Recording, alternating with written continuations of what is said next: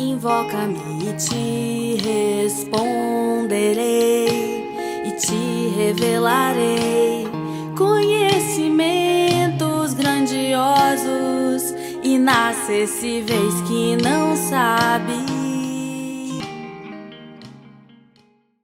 Nossa devocional de hoje está na carta de Paulo aos Coríntios, a primeira carta, onde no prefácio e saudação ele se apresenta como pastor, como alguém chamado por Deus para um ministério e se dirige aos santos, às pessoas separadas para um propósito divino na igreja de Corinto, uma das igrejas mais desafiadoras que Paulo encontrou no seu ministério, ele mesmo fundador da igreja. E aqui diz assim: Paulo, chamado pela vontade de Deus para ser apóstolo de Jesus Cristo, e o irmão Sóstenes, a igreja de Deus que está em Corinto, aos santificados em Cristo Jesus, chamados para ser santos, com todos os que em todo lugar invocam o nome do nosso Senhor Jesus Cristo, Senhor deles e nosso,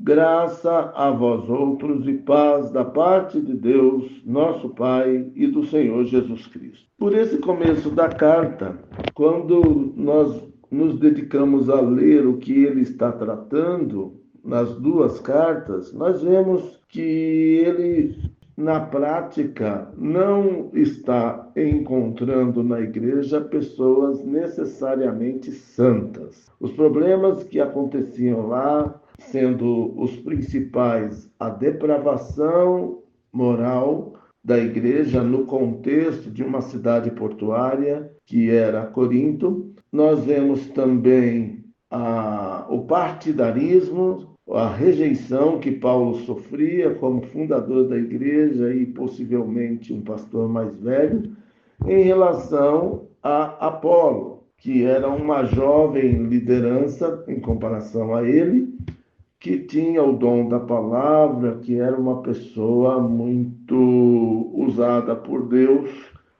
na sua forma de ser, muito mais atrativa do que a do velho Paulo. E, além disso, tudo era problema naquela igreja. Até a ceia, que ele teve que normalizar, pois essa ordenança que Jesus deixou de celebração em memória dele era desvirtuada com glutonarias e com bebedices. E isso gerava, ao invés da união que Jesus planejou, gerava divisão no meio do povo, até por conta de suas condições sociais. Os ricos faziam um banquete nesse momento da ceia, até para ostentar, e os pobres viviam discriminados pelas suas limitações econômicas. E o que temos aqui de aprendizado? Deus nos convoca à santidade independentemente do contexto em que nós estamos. Nós vemos que Corinto era abençoada por Deus com toda sorte de dons. É uma igreja que era uma seleção de talentos, mas nem por isso conseguia fazer desta bênção uma bênção maior, que era uma equipe coesa separada por Deus para pregar o evangelho na sua plenitude, vivendo-o. Então, nós vemos aqui que parece que há uma incoerência entre o início da convocação à santidade e a dificuldade com relação à santidade real dos membros da igreja. Mas nós vemos aqui também, e isso nos traz esperança neste tempo onde temos o mesmo problema em muitas igrejas, que o pastor Paulo ele não jogou para a plateia. O pastor Paulo tinha consciência da sua vocação e falava o que ele tinha que falar. Ele testemunhava de verdade a santidade que é exigida daqueles que temem a Deus. E apesar de sofrer discriminações, Paulo ele termina esse pequeno texto que é base de nossa meditação, rogando a graça de Deus sobre os irmãos de Corinto, os realmente separados, os realmente santificados, que são o esteio da igreja. E nisso, esse texto mostrou o que Deus espera de nós no critério de santidade, sem a qual ninguém poderá ter uma vida digna na presença de Deus, sem a qual o nosso evangelho que nós afirmamos que cremos não é legítimo. Deus quer uma vida verdadeira a partir da ação do Espírito Santo em nós, que gera o fruto do Espírito.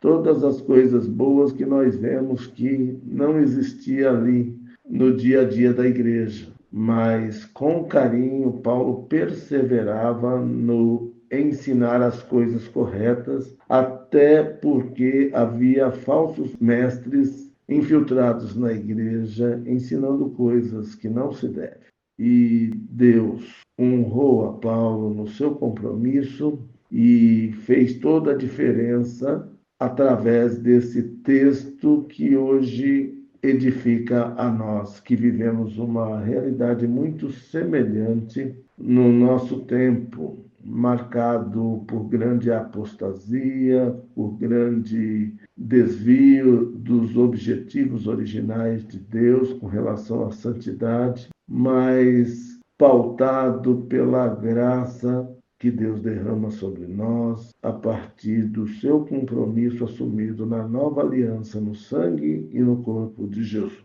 Que nós busquemos ser santos, perseveremos, não desanimemos, nós como pastores também, cumpramos nossa função de sermos os líderes do rebanho, conduzindo a ovelha à santidade pelo nosso exemplo e consagrando-as, levando-as às águas tranquilas. E que a nossa igreja, nossa vivência espiritual, conduza ao céu, conduza à salvação, pois Deus, o nosso santo Deus, que sonda e conhece o nosso coração, Ele sabe o que nós temos alimentado, sabe da sinceridade daqueles que professam e o adoram em espírito e em verdade, como Jesus o fez.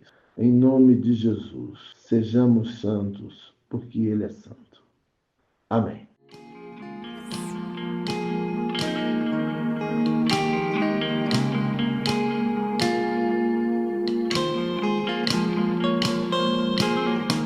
Invoca-me